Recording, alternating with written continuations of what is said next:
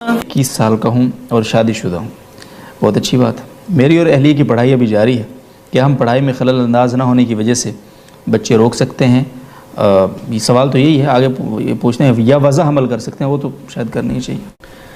शादी हुई और पढ़ाई की वजह से हमल रोकना जायज़ है, कोई गुनाह नहीं है इसमें, लेकिन पसंदीदा नहीं है। ठीक है। क्योंकि आप एक फ़ायदे को देख रहे हैं अभी, एजुकेशन को, जबकि शरीयत दूर तक देखती है, इज्तिमाई मफाद भी देखती है और आपके भी। जी। औरत को एजुकेशन की भी बहुत ज़रूरत है, मैं मानता हूँ, लेकिन इतनी नहीं जितनी उसको औलाद की ज़रूरत है। जी। अगर लेट औलाद होगी तो इसमें दो नुकसान हैं। एक तो ये कि बाज़ दफ़ा होती नहीं है, ये अपने इख्तियार में नहीं है कि जब चाहें आप औलाद पैदा करें। सबसे बड़ी भूल आपकी ये है। बिल्कुल। ऐसे हम जोड़ों को जानते हैं जिन्होंने इब्तिदा में हमल रोका, बाद में उनकी बहुत ख्वाहिश हुई औलाद हो मगर नहीं हुई, तो ये बहुत बड़ी गलती होती है। हम ये समझ रहे होते हैं कि हम जब चाहेंगे हो जाएगी। दूसरा ये है कि औलाद देर से होगी तो फिर औरत के लिए उनको पालना मुश्किल होगा। आपके लिए बेहतर है कि आपकी औलाद जवानी में ही जवान हो जाए। और तीसरी बात ये है कि हमल या प्रेगनेंसी तालीम में रुकावट नहीं है। मेरे पास यूरोप अमेरिका से भी लोग आते हैं और मैं तो हालात पूछता रहता हूँ। कहते हैं वहाँ यूनिवर्सिटियों में प्रेग्नेंट औरतें पढ़ती हैं, लड़कियाँ पढ़ती हैं। प्रेगनेंसी को कोई बीमारी नहीं समझा जाता।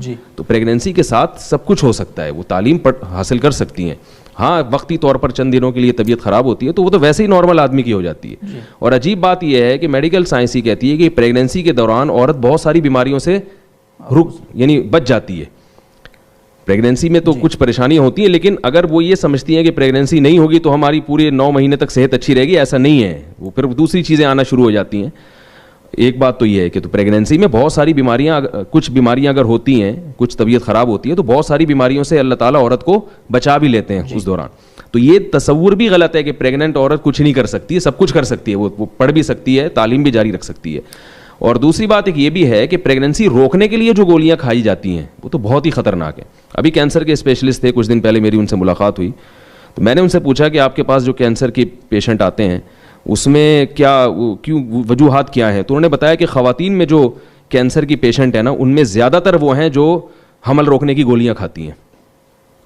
हमल रोकने की गोलियाँ जो ख़वातीन खा रही हैं उनमें ब्रेस्ट कैंसर का भी रेशो ज़्यादा है और वैसे भी कैंसर का रेशो ज़्यादा है।